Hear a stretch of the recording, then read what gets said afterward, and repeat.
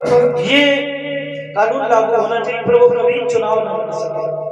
क्योंकि लोग क्या करते हैं, जनता को आपस में लड़ा देते हैं, छोटा सा भाषण देंगे, क्योंकि पढ़े लिखे तो होते नहीं, धक्के से पैर छुआ करके कुर्सी ले ली, अब ज्ञान तो है नहीं, जो मन में आया बोल दिया। तो इस तरह की भाषणबाजी नहीं होनी चाहिए। अगर करता है ऐसे लोगों को चिन्हित करके सरकारें उनको सबक सिखाए। धर्म परिवर्तन कानून की कठोरता से लागू किया जाए बिना किसी देरी के। जिस तरह से वो लोग धर्म परिवर्तन करवा रहे हैं, तो अगर ऐसा कोई करवाता मिले तो उसके ऊपर सख्त कार्रवाई होनी चाहिए। मंदिर में वीआईपी व्यवस्था खत्म होनी चाहिए। एक बार इसके लिए तालियां बजाओ, क्योंकि इस मुहिम के लिए मैं भी कई वर्षों से प्रयास करता हूं। इसलिए क्योंकि जिस धर्म से या जिस कथा से मैं जुड़ा हुआ हूँ बाबा रामदेव जी के, वहां भी यही समस्या है। वीआईपी लोग अंदर से घुस जाते हैं और अपन 4-4 घंटे लाइन में लगे रहते हैं। तो हमने उसके लिए आवाज उठाई थी कि किसी भी मंदिर में ऐसा नहीं होना चाहिए कि हम लोग 3 घंटे से लाइन में लगे, कोई वीआईपी आया और चुपचाप पीछे का गेट खोला और उसको अंदर डाल दिया। ये बिल्कुल नहीं होना चाहिए। क्यों नहीं होना चाहिए? क्योंकि सिखों में ये बहुत अच्छी परंपरा, वहां चाहे कोई सेलिब्रिटी चला जाए, कोई नेता चला जाए, गुरुद्वारे में जिस तरह से सभी दर्शन करेंगे उसी तरह से उसे भी दर्शन करना होगा। ठीक है? तो ये वीआईपी व्यवस्था, चाहे वो राम मंदिर हो, कृष्ण जन्मभूमि हो, श्याम मंदिर हो, या रामदेवरा मंदिर हो, या बालाजी का मंदिर हो, कहीं भी हो, उसको सख्ताई से बंद करना चाहिए। जिसका नंबर आए सो पहले जाए। आप देर में पहुंचे तो ये आपकी गलती है, आपको देर में दर्शन होना चाहिए। एक बार हमने भी गलती से किए, सो अपने बाबा से बहुत माफी मांगी, क्योंकि वहां मुझे सब जानते हैं। हम पहुंचे, बोले शास्त्री जी आगे आगे आगे, भीड़ बहुत लंबी थी, तो उन्होंने हमें उसमें चढ़ा के सीढ़ियों पर आगे जाकर के ले गए, और पीछे जनता देखे, बोले बताओ ये महाराज कथा में तो कुछ और कहते हो, आप खुद भी आए। उस दिन मुझे बड़ी शर्म आई, क्योंकि मेरे से भी जब कोई गलत काम होता तो मैं उसका प्रायश्चित करता हूँ। ऐसा नहीं है कि मैं दुनिया को उपदेश करता हूँ और मैं उसकी गलती करता हूँ। तो अगर मेरे से भी गलती होती है तो मैं उसका सुधार करता हूँ। मंदिरों में चढ़ने वाली चढ़ावे पर सिर्फ और सिर्फ मंदिर का अधिकार होना चाहिए। ये भी मैं जोधपुर में, आपने सुना होगा, पुष्पेंद्र कुलश्रेष्ठ जी हमारे साथ थे, और एक उदयपुर फाइल्स के डायरेक्टर प्रोड्यूसर अमित जानी जी, वो दोनों लोग कार्यक्रम में पधारे थे। हमें भी वहां गेस्ट के रूप में आमंत्रित किया। हेलो हेलो,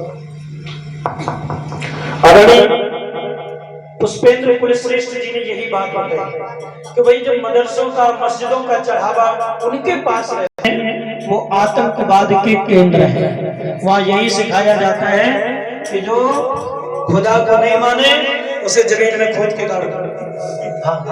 क्योंकि इस दुनिया में सिर्फ अल्लाह ही है, बाकी सब हल्ला है। ठीक है? तो ऐसे हल्ला करने वालों को, जो सुबह सुबह उठ करके हल्ला करते हैं, उनके हल्ला को बंद करो, है ना?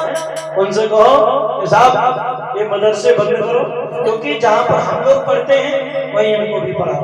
हमारे बीच में पढ़ेंगे तो कम से कम इंसान बने न बने, आतंकवादी नहीं बने। ठीक है? अंधविश्वास फैलाने वाले बाबाओं पर भी कानूनी कार्रवाई हो। हाथ उठा करके, बाबाओं में हम भी आते हैं, लेकिन हम अंधविश्वास नहीं करना चाहिए। आज तक मेरे किसी भी यूट्यूब चैनल पर बहुत कथाएं चलती हैं, जैसे लोग हमें काफी एडवाइस देते, बोले आप गौशाला के लिए नहीं मांगते हो, आप मंदिर के लिए नहीं मांगते हो, आप कन्याओं के ब्याह के लिए नहीं मांगते हो, आप कोई तंत्र मंत्र टोना टुटका नहीं करते हो।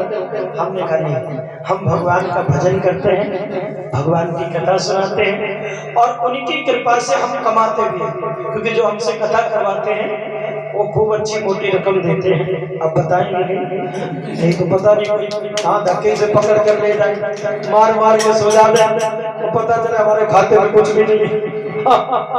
लेकिन जो भी कथा करवाते हैं इतना दे देते हैं कि परिवार चल जाता है। तो इस तरह का अंधविश्वास फैलाने वाले कथावाचकों पर भी कार्रवाई होनी चाहिए, क्योंकि आज के समय में ना तो भूत है, ना परीत है, और ना कोई इस तरह की शक्ति है।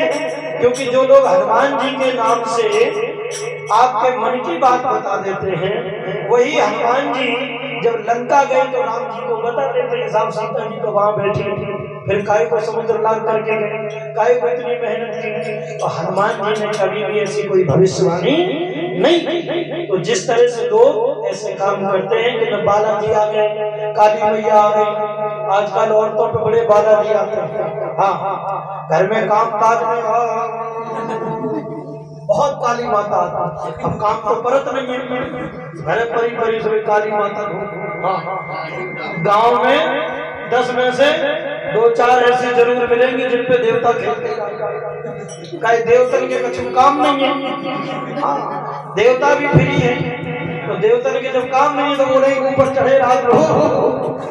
ऐसे लोगों के भूत उतारो जी, अंधविश्वास बहुत। मेरे यहाँ भी झरवाने वाले आते हैं पिताजी से, मैं सबसे पहले कहता हूँ तुमने डॉक्टर को दिखाया? हाँ, पहले नंबर, क्योंकि पहले डॉक्टर को दिखाओ। ठीक है, अगर आपकी आस्था है, अगर किसी की दुआ से, किसी का आशीर्वाद से कोई ठीक हो जाए अच्छी बात है, लेकिन डॉक्टर पहले। हाँ, डॉक्टर पहले। आरक्षण आर्थिक स्थिति के आधार पर मिलना चाहिए, ना कि जाति होना चाहिए। मैं इसके पक्ष में हूँ, लेकिन एक बात मैं भी कहना चाहता हूँ, क्योंकि आरक्षण के साथ साथ जातिवाद भी खत्म होना चाहिए। अगर जातिवाद खत्म हो जाएगा तो आरक्षण की कोई जरूरत नहीं। और मैं अपनी बात अपनी सरकारी लाभों में अभी तक, मेरे चाचा हैं वो अनमैरिड हैं, उनका तो लाल राशन कार्ड है, मेरे पिताजी का कभी नहीं रहा। तब से मैंने बहुत समझा, पहले पीला चलता था तो पीला रहा, फिर सब। लेकिन अब चूंकि घर के लोग कहते बोले तुम बहुत बड़े रईस बनते हो, सब जा रहे तो तुम भी जाओ। तो हमने कहा हम तो नहीं जाएंगे, ना हमारी मिसेज जाएंगे। 5 दिन तक हमारी श्रीमती जी ना तो कोटा पे गई ना चचा जाते तो बेटी ना मिल जाए तो हरियर, ना मिल जाए तो हरियर। तो ये सही है कि जो सक्षम है उसको इस तरह के कार्य नहीं करने चाहिए। भाई 15 किलो गेहूं किसी गरीब को, या आप लेते हो तो किसी की मदद करो, ठीक है। ये होना चाहिए, धीरे धीरे इसमें सुधार होना चाहिए। सनातनी शिक्षा सबसे प्राचीन शिक्षा है, हर बोर्ड में से अनिवार्य किया जाए। सनातनी शिक्षा सुनो, आजकल बोले साहब गणित का टीचर अलग है और इंग्लिश का अलग है, भूगोल का अलग है, साइंस का अलग है। पहले एक ही मास्टर साहब सब कुछ पढ़ाते थे, और कोई आजकल गीता नहीं जानता, जबकि मुसलमान जो होते हैं उनको अपनी भाषा आती है, वो अपना ग्रंथ पढ़ सकते हैं। लेकिन यहाँ जितने लोग बैठे हैं, मैं अगर अभी किसी को संस्कृत का श्लोक दे दूं तो यहाँ BA MA करे बैठे शुद्ध उच्चारण नहीं कर सकते। ये कमी किसकी है? हमारी आपकी और स्कूलों की, क्योंकि हमारे सारे ग्रंथ संस्कृत में हैं। तो हमें अपनी भाषा का ज्ञान होना चाहिए, कम से कम हमें पता तो होना चाहिए कि इसका मतलब क्या है। कोई भी श्लोक जब हम बोलते हैं, अब जैसे एक श्लोक लोग सबसे पहले पंडित जी बोलते हैं, हम अपवित्रा प्राप्तो सर्वस्तांगतो विवाह श्रेष्ठलिंगम साभायं भयंकरः सचे। इसका अर्थ क्या है? हेलो, किसी को आया समझ? एक अक्षर नहीं है। अब पंडित जी बैठे, पता नहीं वो गाली दे रहे का तो पता ही नहीं। हाँ, और अभी हम तो देखते रहते, लेकिन हम कहते इसलिए कि किसी के धंधे पर क्यों अपन क्या करें, वो कुछ भी बन जाते हैं, गाली दे रहे। अब तुम्हें क्या पता, बोले पंडित जी तो मंत्र बोलो, क्योंकि अगर तुम्हें उसका ज्ञान होगा तभी तो तुम समझो। आज कोई इंग्लिश का गलत सेंटेंस बोलता है, बच्चे तुरंत रोक देते हैं, साहब ऐसे नहीं ऐसे। हमारे रामेन भैया हमको बोलते रहते, क्योंकि हम अक्सर उल्टी इंग्लिश बोलते हैं।